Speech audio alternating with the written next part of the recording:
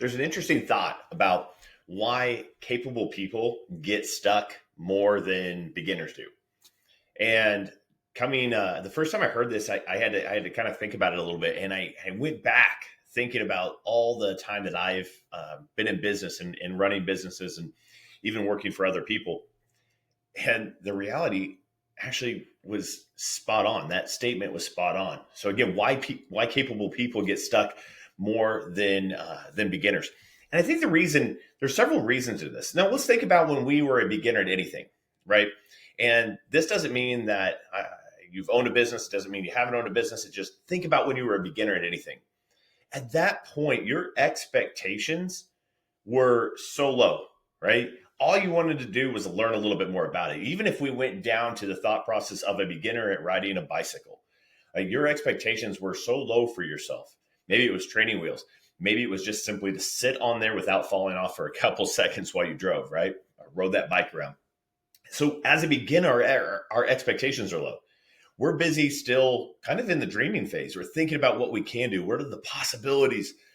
And this allows us to kind of move forward, at least to a point, right? And that is why we often find that the capable people are the ones getting stuck more often. Now, the beginners, there's always this level, there's always a spot, there's a sticking point. But generally it's only one sticking point that happens for the beginner. And that is when I'm actually moving from the beginner to the next level. And if I was thinking about that from somebody who's starting a business, that was me years ago when I first got into dog training, and I wanted to have a business, but I didn't know how to start it. So I was dreaming of all the things that I could do. And I had my one sticking point. It was, how do I actually make it happen?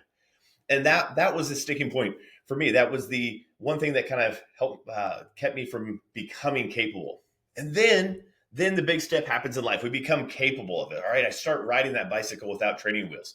But now I've got to figure out what I'm going to do with this. What am I going to do with this skill? Am I just casually going to ride the bike? Am I going to go and get into BMX riding, mountain bike riding?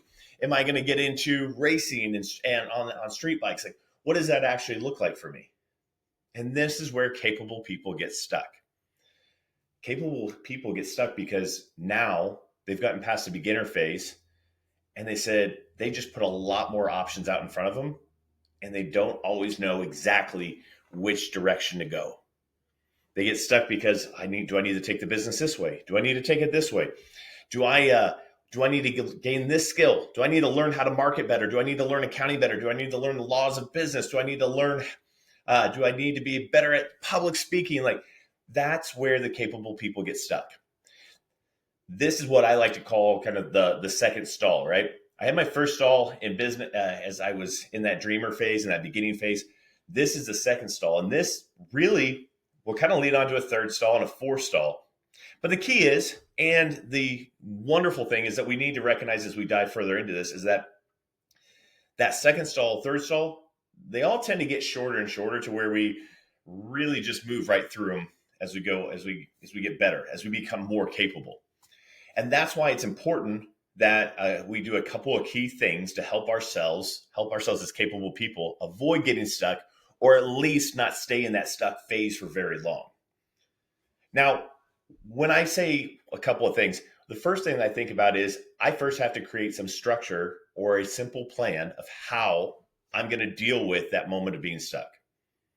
Now, think about yourself. What are things that generally happen to you when you are getting stuck? For me, when I get stuck, it might be that my mind gets overstimulated. There's too many ideas and thoughts of what I need to do next. So maybe I need to get organized. Maybe I shut down because I don't see the next open path. Like I'm stuck at a point where I don't know what I don't know. Perfect.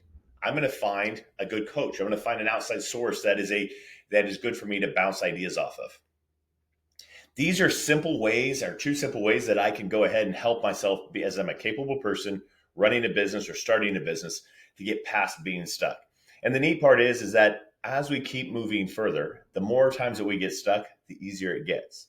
The more it becomes second nature in how we actually handle that being stuck. And our confidence grows as a capable person. We learn who we can lean on.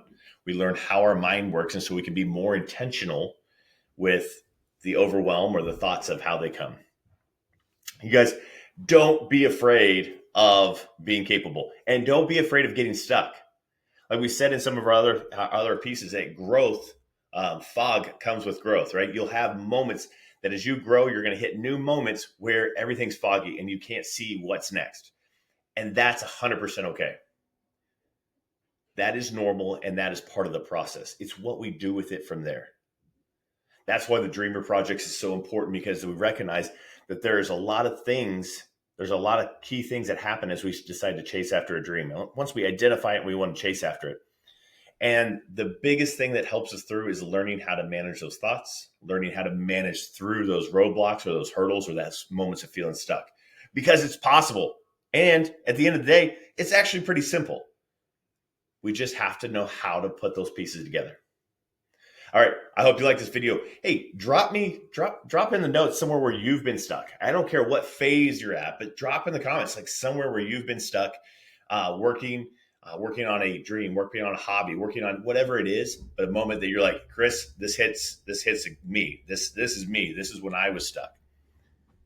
And if you think about it, drop it. Make sure you stay tuned for the Dreamer Project once it launches soon.